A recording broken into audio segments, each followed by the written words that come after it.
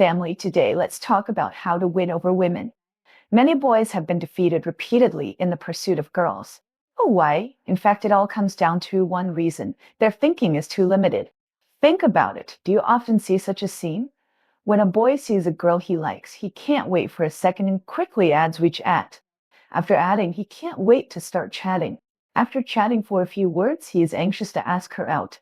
As a result, he is often rejected by the girl. If some boys are a little patient, they may continue to deal with the girl for a while. If they are impatient, they will immediately change the next target and repeat the previous routine, but in the end, it will be a waste of time. So what is the problem? Did you do something wrong, or did you not do what you should have done? Let's think about it carefully. How much do you know about this girl?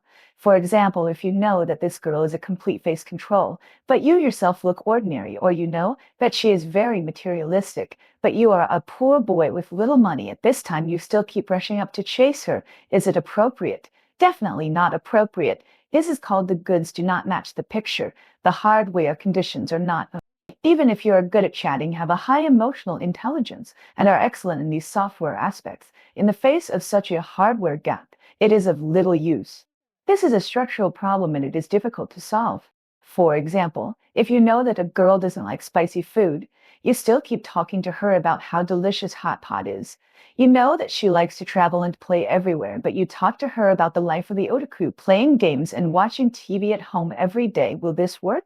Definitely not. This is equivalent to talking about something else, and the girl will think that you two are from completely different worlds, with two different life concepts, and you can't talk to each other at all. So if you want to successfully chase a girl, you must know her well enough and be good at using this information gap.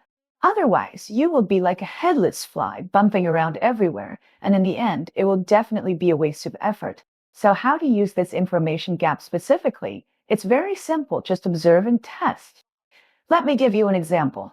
When you just met a girl and added WeChat, don't rush to chat. Take a good look at her moments first. Summarize the content displayed in her moments and see what you can find.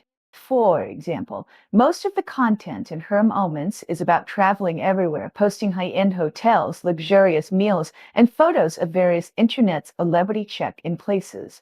At this time, you have to make a judgment in your mind. What kind of person is she? It is possible that her family conditions are very good.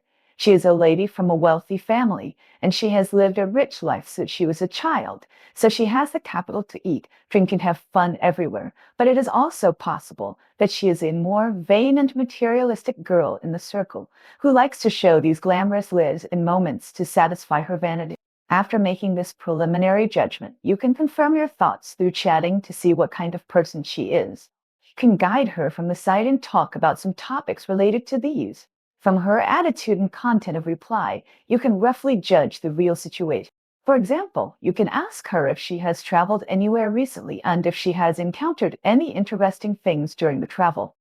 If she replies very actively and can share her travel experience and feelings with you in detail, then she may really be a person who likes to travel and has a rich life. But if she replies perfunctorily or just says a few simple words, then she may just show off these moments. At this point, you have a targeted chat strategy. You will know whether this girl is still worth talking to, and if it is worth talking to, how to talk to her. For example, if she is a girl who likes to travel, you can share with her some fun places you have been to, or ask her if there are any places she particularly wants to go but has not been to, so that you can find common topics and make the chat more meaningful. I had a student before he met a long-legged beauty on a social software, and he successfully made an appointment with a girl after a few rounds of chatting. He was so happy and felt so lucky. But when he went there, he found out that the girl was a wine-selling agent and he was cheated out of 5,000 yuan. Afterwards, he came to me and I told him the above methods.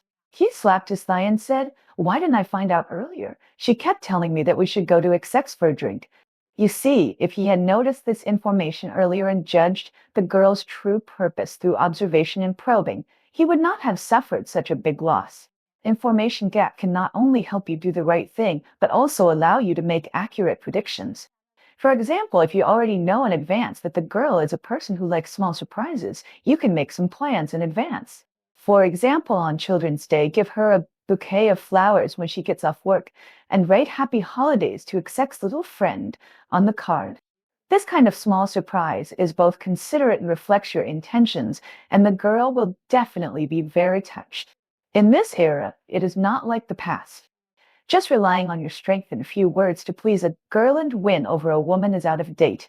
We need to use our brains more, spend more time to understand girls, and make good use of information gaps so that we can have smooth progress in pursuing girls